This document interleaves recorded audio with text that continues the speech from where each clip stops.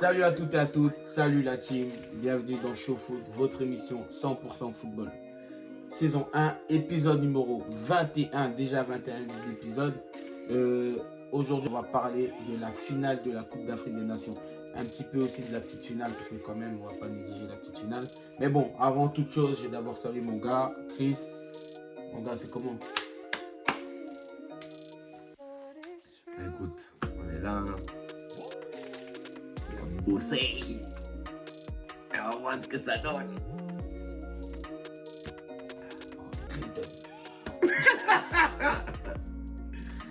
Bref, la team, aujourd'hui on va revenir, on va vous analyser un petit peu la finale de la Coupe d'Afrique qui se prépare.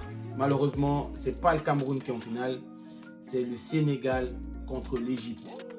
Mais avant de venir sur la finale, on va d'abord parler de la petite finale quelques minutes. Cameroun-Burkina Faso, Cameroun pays organisateur, Burkina son compère du groupe A du début de la compétition, qui ont réussi à se hisser quand même en demi-finale. Le groupe A était bien représenté dans cette Coupe d'Afrique. Malheureusement, les deux équipes sont sorties perdantes des demi-finales. Donc on va commencer par ce match Cameroun-Burkina. Par quoi commencer, mon gars? Écoute, honnêtement, honneur au Burkina. Bon, le Burkina Faso qui progresse d'année en année, hein, honnêtement. C'est une sélection qui est très jeune, qui est un sélectionneur local, ancien commissaire de police d'ailleurs. Donc, c'est la vérité. C'est la vérité. Donc, une équipe très jeune, une équipe très enthousiaste, solide sur le plan défensif et créatrice sur le plan offensif. Donc, le Burkina qui va discuter le match de la 3e place. Une équipe de Burkina qui se présente avec zéro pression, qui se présente vraiment tout en détente, parce qu'elle a donné tout ce qu'elle pouvait, elle a donné le maximum dans cette compétition. Donc je pense que le Burkina aura l'avantage psychologique sur cette sélection camerounaise. Pourquoi? Parce que c'est une équipe qui n'a plus rien à perdre. Le match de la 3e place, c'est un match bonus pour cette équipe. Contrairement au Cameroun qui veut éviter l'humiliation suprême de perdre encore cette petite finale. Donc sur le plan mental, je pense qu'il y a avantage au Burkina. Et maintenant, sur le plan technique, tactique, athlétique, est-ce que le Cameroun a sa carte à jouer face au Burkina? Non, clairement, le Cameroun a sa carte à jouer face au Burkina. S'ils se remobilisent, bien sûr, et qu'ils sortent cet échec face à l'Égypte de leur tête. Donc ça peut jouer à la faveur. Par contre, ça ne sera pas si facile que ça, donc, parce qu'on a quand même une équipe du Burkina, s'il ne fait pas d'erreur, est très dangereuse et très intéressante. Donc ça va être très compliqué pour l'équipe du Cameroun d'aller chercher un quelconque succès si justement ils remettent en pratique les échecs faits face à l'Égypte. Si le sélectionneur, bien sûr, se gère, fait des analyses poussées et remplace les joueurs selon les événements présents pendant le match. Clairement, la situation est claire. Pour toi, si le Cameroun ne change rien, le Cameroun va au devant d'une grosse désillusion encore une fois. On rappelle que le Burkina a perdu contre le Cameroun lors du premier match de match d'ouverture, mais on n'a pas vu une grande différence sur le plan du jeu, sur le plan de la stratégie, une grosse différence camerounaise. A noter aussi, très important, que la tanière des lions, comme on l'appelle au Cameroun, un peu secouée par quelques polémiques en ce moment par rapport aux déclarations de Aboubacar Vincent, qui pointait du doigt certaines individualités. Chaque fois qu'on joue collectivement, on est bien collectivement, on gagne. Mais du moment où chacun essaie de faire ce qu'il veut, on passe à côté. Et le résultat, il est là aujourd'hui. Le groupe a vu quelques moments difficiles, soit il y aura une remobilisation totale de l'équipe, soit l'équipe va exploser. Donc on est curieux aussi de voir les choix que le sélectionneur va pouvoir faire. Est-ce qu'il faut donner la chance à ceux qui n'ont pas eu beaucoup de temps de jeu, ou est-ce qu'il faut rester sur sa ligne de conduite? Mais bon, pour ma part, je trouve que le sélectionneur a l'air un peu têtu. Donc je pense qu'il faut... Je pense qu'il va rester sur sa ligne de conduite, il va mourir avec ses idées. Et oui, comme tu l'as signalé, j'espère juste qu'au niveau des changements, il fera des changements beaucoup plus pertinents d'un point de vue tactique et non des choses un peu répétitives. À part ça, est-ce qu'on a encore des choses à dire? Ça reste une petite finale, on ne va pas s'éterniser, on ne va pas passer tout notre temps dessus. Les lauriers reviennent aux finalistes quand même, j'ai envie de dire. Bien sûr. La coupe ne restera pas à la maison. Non DPS à Francis Ngannou, il ne pourra pas taper tout le monde. Donc c'est la vérité. C'est la vérité. Lui, son créneau, c'est quoi? Je tape les gens pour vivre. C'est ça que je fais comme profession. Force au Cameroun, force au Burkina. On tape pas. Dans le football, on ne tape pas malheureusement. Bon. Trêve de plaisanterie. On va revenir sur la grande finale de cette Coupe d'Afrique entre le Sénégal et l'Égypte. Clairement, deux sélections aux antipodes. L'Égypte, c'est vraiment la sélection historique qui a le vécu de la victoire, qui a un vécu collectif impressionnant. On sait que la sélection d'Égypte a pour habitude d'avoir beaucoup de joueurs qui se connaissent par cœur. Beaucoup évoluent dans les mêmes clubs, le Zamalek d'Iker, Al Ahly. Certains évoluent en Europe, beaucoup en Première Ligue aussi. Malgré le fait qu'ils évoluent en Europe, c'est des joueurs qui évoluent souvent ensemble. Donc l'Égypte a cet avantage collectif, cet avantage mental de l'expérience. Mais bon, en face d'elle, il y a quand même le Sénégal.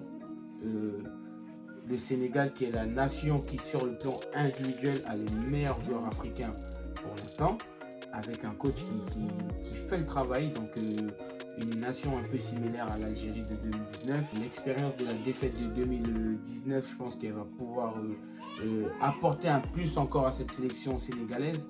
Et voilà, individuellement, le Sénégal a les armes pour s'imposer. Mais est-ce que ça va suffire? Non.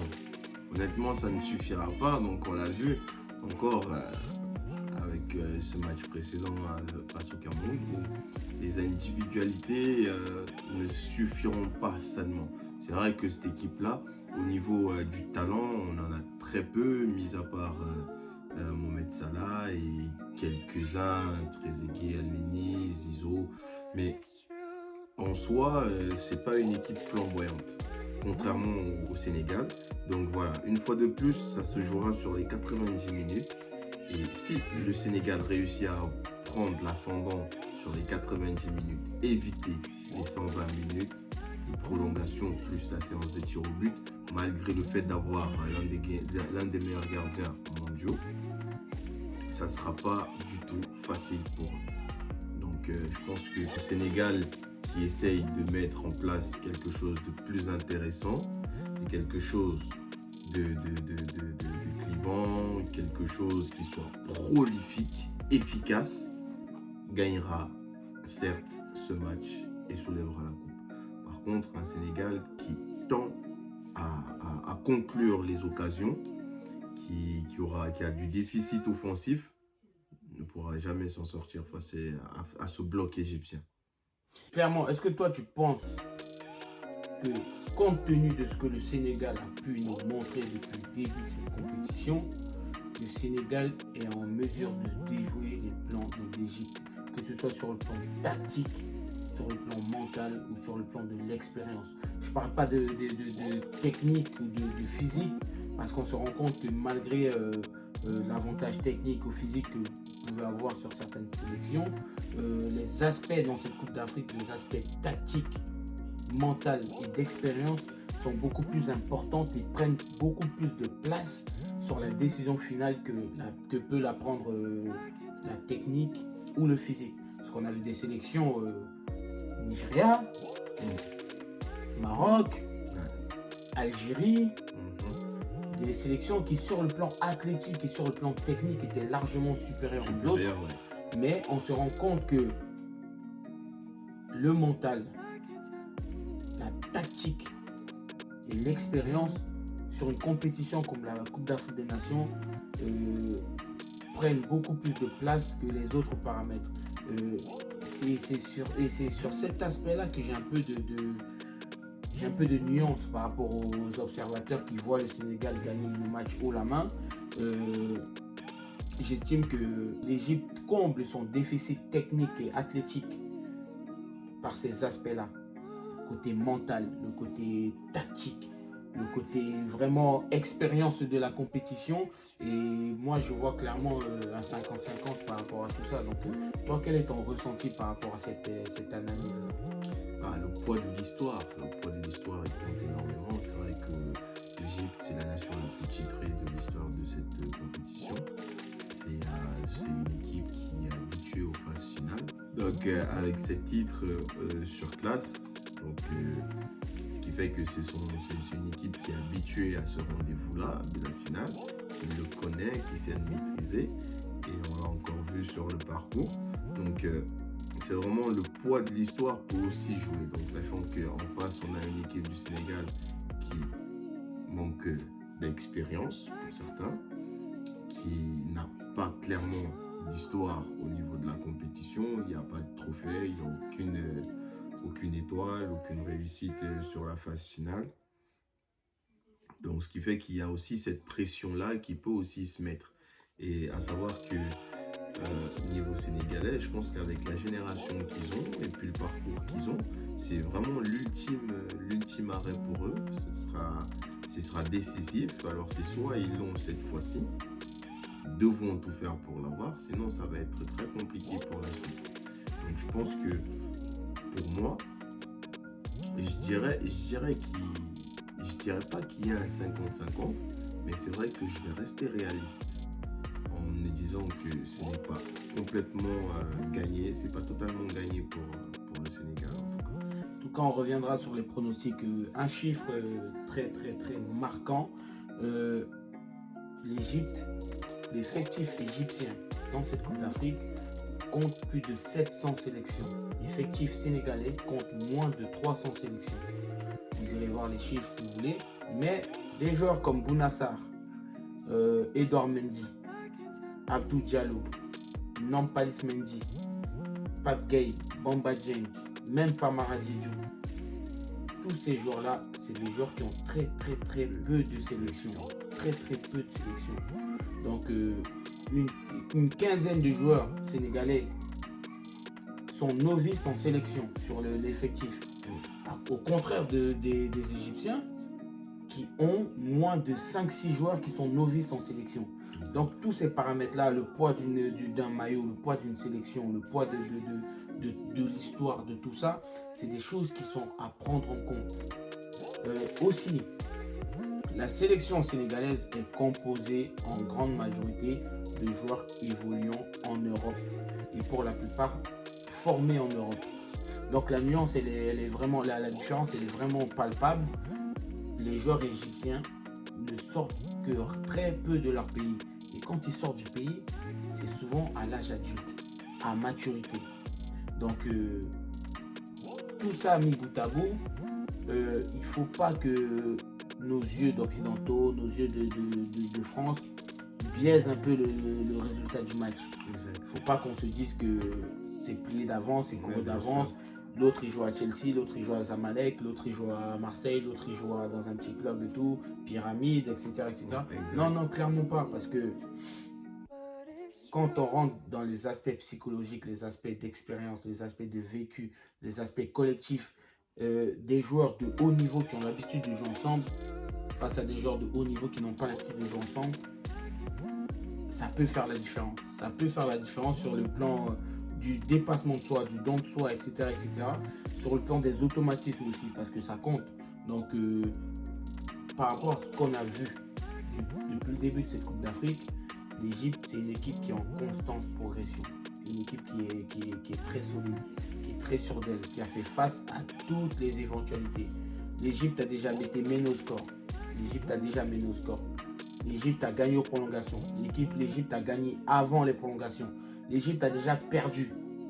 L'Égypte a déjà gagné au tir au but. Donc c'est tout ça qui nous donne l'analyse en fait. C'est un peu le remake du match contre le Cameroun. Pourquoi les inquiétudes qu'on avait vis-à-vis du Cameroun, c'est qu'il n'a pas encore rencontré un adversaire coriace qui va pouvoir les pousser dans leur dernier retranchement.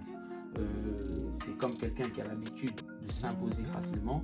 Quand il est dans le rouge, quand il est dans le dur, on ne sait pas comment il va réagir. Ça sera le même Et honnêtement, pour le Sénégal que j'ai pu voir, au niveau du mental, au niveau des nerfs, je pense que des joueurs comme Bounassar, des joueurs comme Pape Gueye, ce genre, on n'est pas à l'abri d'un carton rouge, d'un excès d'engagement ou d'un mauvais geste, bien sûr, etc. qui perdent la physionomie du match. Qui perdent le fil, tu vois. Donc, et l'Égypte, ils nous ont appris que eux, ils ne perdent jamais le fil. Non. Ils ne perdent jamais le fil, ils ne dévient jamais de l'objectif. Donc, par rapport à ça, je pense que le Sénégal est supérieur sur le plan footballistique et sur les autres aspects de la compétition, sur le plan mental, sur le plan vraiment de l'histoire et tout. Je pense que ça nivelle un peu les niveaux. Le duel Mohamed Salah, Sadio Mané, je pense que l'aura de Mohamed Salah et l'aura de Sadio Mané, qui est le joueur qui est le plus fondamental pour son équipe? Alors, je dirais, pour moi, honnêtement, je dirais que Mohamed Salah est le joueur sur qui tout le peuple et toute la sélection, y compris les joueurs, partenaires, coéquipiers qui sont avec lui sur le terrain, reposent. Au niveau du Sénégal, avec Sadio Mané, c'est un peu plus différent où on sait que le leader technique, c'est Sadio Mané. Mais par contre, le leader de l'équipe, c'est Kalidou Koulibaly. C'est Kalidou Koulibaly. Et avec des cadres comme Cheikhou Kouyaté. Donc, il n'est pas le seul sur qui était capitaine exactement. À la dernière CAN. Exact. Donc il n'est pas le seul, Sadio Mané n'est pas le seul sur qui tout repose. Par contre, c'est le leader technique, ça c'est sûr. Le leader technique, c'est lui. C'est celui-là qui peut apporter sa petite touche de génie pour pouvoir changer la physionomie du jeu, du match, pardon. C'est le joueur qui peut apporter ce côté offensif pour pouvoir faire basculer la rencontre en sa faveur. Donc voilà. Mohamed Salah, c'est tout autre chose. C'est vraiment le pharaon. C'est vraiment le joueur de la sélection. C'est la tête pensante. C'est les yeux, les épaules. C'est le tout. C'est celui sur qui reposent tous les espoirs de tout un peuple, de toute une équipe. Et donc il a à cœur de tenir ce rôle à bon escient. Je rappelle quand même que pour cette finale, les deux sélections finalistes sont des deux sélections qui ont été perdantes des deux dernières éditions. Donc les deux sélections sont arrivées en finale 2017, l'Égypte qui perd la finale face au Cameroun, et 2019, le Sénégal qui perd la finale face à l'Algérie. Donc clairement une rencontre qui vraiment, je pense que les deux sélections auront à cœur de s'imposer et de ramener la coupe à la maison, comme on dit. Et vraiment, c'est de bon augure pour cette rencontre. Je pense qu'on va avoir du beau football. Quoique non, je pense qu'on va pas avoir du beau football avec l'Égypte. L'Égypte est prête à aller jusqu'au bout, jusqu'aux prolongations, jusqu'au tir au but. Et voilà. On va essayer de vous donner nos pronostics, comme d'habitude. Vous savez, c'est pas chose facile. L'exercice est quelque peu délicat. Mais bon, petite finale, score final. Burkina-Cameroun. Ouais, Burkina-Cameroun, je pense que je vois un match nul et une prolongation et une séance de tir au but encore. Du coup, une séance de tir au but remportée par le Cameroun qui se sera préparé cette fois-ci. Moi, je veux une victoire du Cameroun, une prolongation, 1-0. Donc voilà, j'aime les buts, j'aime le beau jeu. Je ne peux pas pronostiquer 0-0. Même si je me trompe, c'est pas grave. On est là pour jouer, on est joueur. C'est pas de clic, tranquille. La grande finale, Sénégal-Égypte. Ton pronostic? Alors, mon pronostic, comme je dis, l'Égypte, c'est une équipe, lorsqu'elle subit beaucoup de pression, elle casse le rythme. Et clairement, avec le Sénégal, ça va être ça. Donc, je pense que, pareil, je miserai aussi pour un match nul et une prolongation sur un dénouement de l'Égypte. Le score temps réglementaire? Je vais pas dire tir au but parce que voilà, ça va pas s'enchaîner 3 fois de suite. Mais je pense plutôt que voilà, sur la fin, 1-0 en prolongation de la part de l'Égypte. peux pas pronostiquer ça, moi. Je risque ma peau si je pronostique ça. Victoire du Sénégal, 1-0, prolongation, pour ma part. Donc voilà. Au moins, je pense qu'un des nous aura raison.